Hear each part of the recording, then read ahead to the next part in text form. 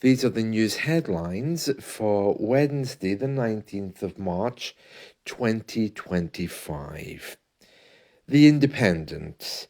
The front page reads, 1 million disabled people to lose out as benefits cut by 5 billion.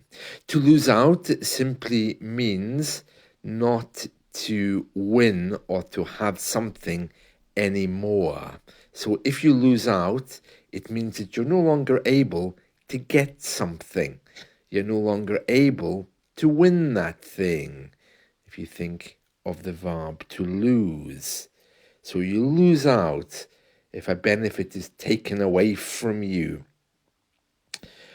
There are other newspaper headlines also pointing out that the government is redoing or remaking the benefit system, and many people will no longer be entitled to money from the government. Other news headlines in the Metro, rebels force the government to back down on benefits crackdown. So I'll give you the background information for that in a moment. Again, in the Daily Mirror, benefits overhaul anger, fear and uncertainty for the vulnerable, but the Prime Minister defends sweeping changes. And indeed, yesterday they did announce sweeping changes towards our benefit system, which I'll be going over in a moment. The Observer has the headline, and this is from Sunday, so this is before it was announced yesterday that the Prime Minister was considering a cut to benefits for disabled people, and that took place yesterday. And there's a mixture of headlines and stories about that yesterday. Today, The Guardian on the front page says over 1 million disabled people at risk of a big benefit cut. So you can hear there some different opinions and ideas. The Daily Star is leading with another headline, which is about the US president. But I'm sure inside there we're also going to get a story about the benefits being cut. I'm just having a look. No, there doesn't seem to be one. So let's get into this story then and find out exactly what the issue is. So, as I mentioned, The Independent is leading with this story that 1 million disabled people are going to lose out. Well, as many of you may know, the UK is heavily dependent on its benefits and its benefit structure. And the way, or the reason why we do that is because it never looks very nice if you have a lot of people on the unemployment register.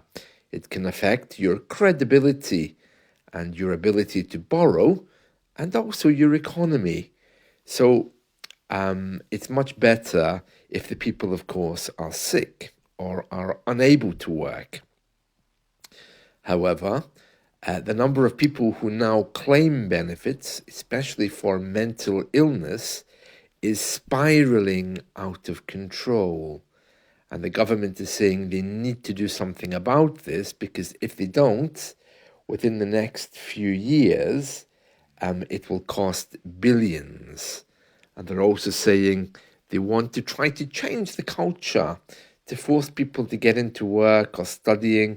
But this idea of doing nothing is a very dysfunctional way of seeing the world. And we do have a lot of people who just decide that they don't want to work.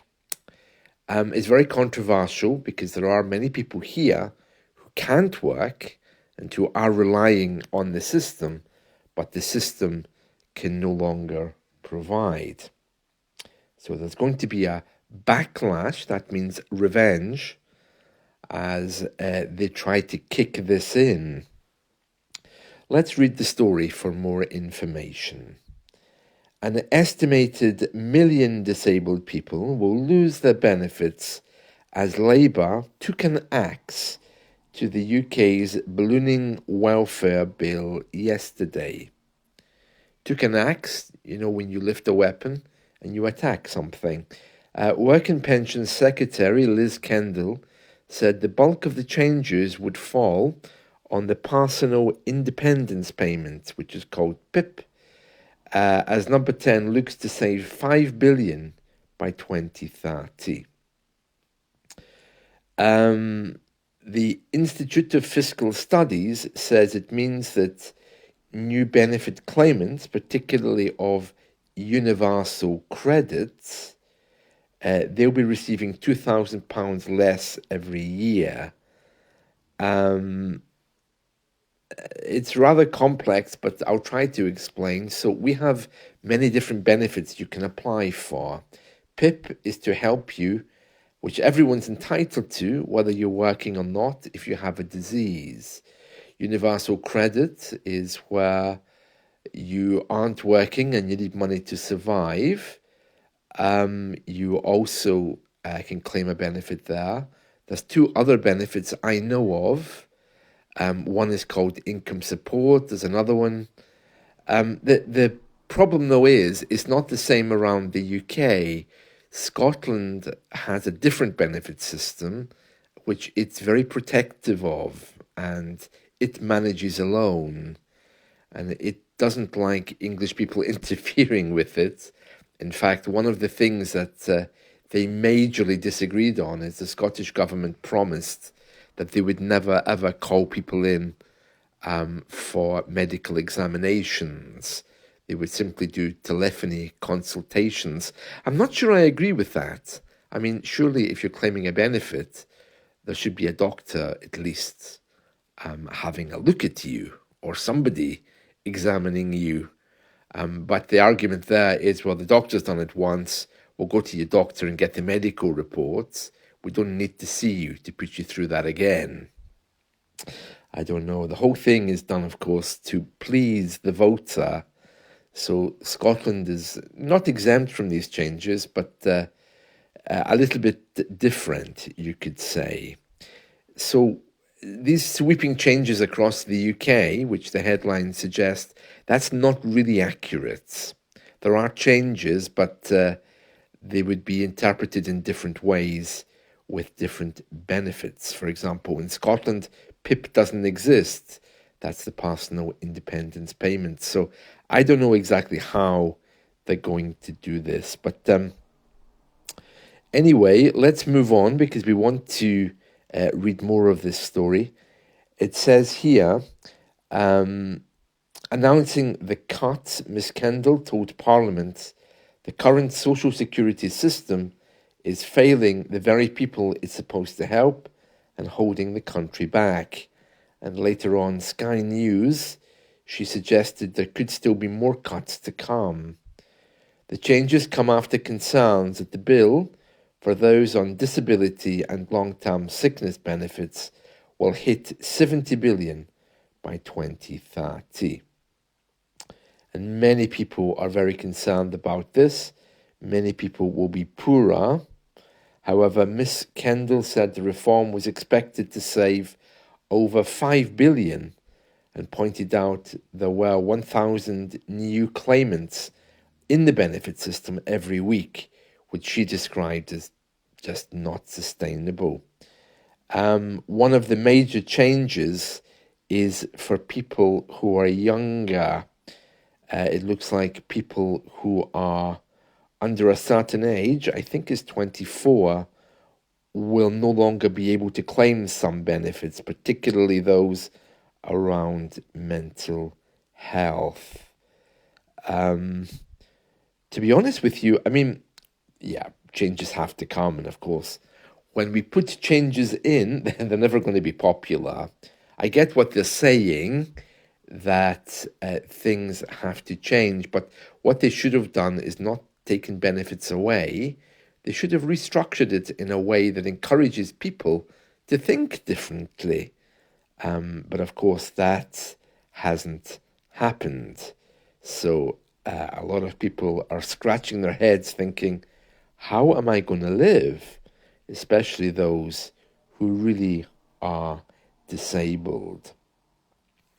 Well, that's a big headline from today, and many people are very, very unhappy. Not only people on the streets, but also people in the government. The government's facing a backlash. People who will leave the party, who will choose not to vote, as well as others. So yeah, big changes there. Another headline here, last surviving Battle of Britain pilot dies, age 105. But of course, the headline omits to mention that he was actually Irish, not British. Just to close on this story, which is all about the benefits, I'm just going to quickly go to the Metro, who's also leading the story on the system here. It says Labour plans, that's our governing party, Labour plans to slash 5 billion a year from Britain's rocketing benefits bill. Let's see. Yes, so it says Liz Kendall said the number of people who can claim personal independence payments will be drastically cut, especially those aged under 22. With Prime Minister Keir Starmer at her side, she also axed, so she completely abolished, unpopular work capability assessments. Now, this is what I was saying earlier. You know, they used to call you in. The doctor would say, you can't work. You would apply for a benefit, and then you would be taken away to be medically examined by the government. And it was a waste of time. I mean, people became actors at that point, of course, to try to get the benefits. They were deeply unpopular, and it caused a lot of stress and strain, especially for those who claimed to have mental illness. So they've now gone, in England as well, it seems. She axed deeply unpopular work capability assessments. And it says here, disabled people will have a new right to try work without losing their benefits. So you can go to work and try it, and if you don't like it, you can stay on your benefits. But you're going to be forced, I think, to try. GPs can refer people to employment advisors rather than declare they can't work. GPs are our medical system, our doctors. Yeah, that to me just is completely unworkable. I don't see how that's going to help anyone. I think what they should have done is tried to change our culture, because we have a very negative culture. Of course, people don't want to work. People who are working are essentially bored, because companies really employ temporary workers these days. And a lot of people are doing jobs that they really hate. So to complain, to be bitter, to be depressed, that's all part of the UK way of living. And of course, there are many people who, fall over in the street one day and then decide that they'll never work again. And they spend and make a career out of helping others getting on to the benefit system. Now, not everyone's like that. There are people around who are genuinely able.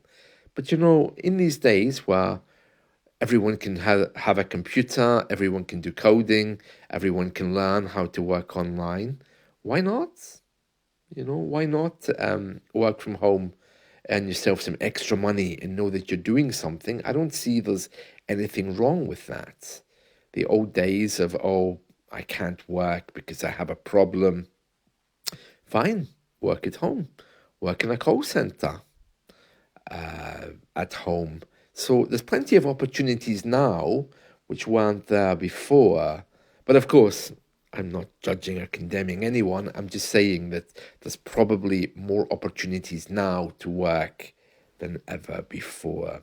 Anyway, I don't think this story is really going anywhere. It is true that they're removing benefits, but it's nothing as sweeping as has been declared, and the changes mostly, as far as I can see, apply only to England and Wales. So all a little bit of a storm in a teacup, I would say. And of course, the next government will come in and will reverse the whole thing to make them popular again. There are some things you should not try to change in the UK if you want to be voted for. One of them is indeed our benefits system. It's very controversial. A lot of people use it. So if you try to change it, you will become deeply unpopular quickly with everyone. And some people are scratching their heads saying, well, why are you not taxing the rich? Why are you trying to take money from the poor, especially in these days of austerity? Well, I'm not rich, but I manage perfectly well on my meager salary. I don't complain about it. I just get on with it. And I think maybe that's what others should be doing too. I don't know, but anyway, there we are. So that is another big story from the UK today. I hope you've enjoyed this. Let's talk again soon and have a wonderful day. Bye.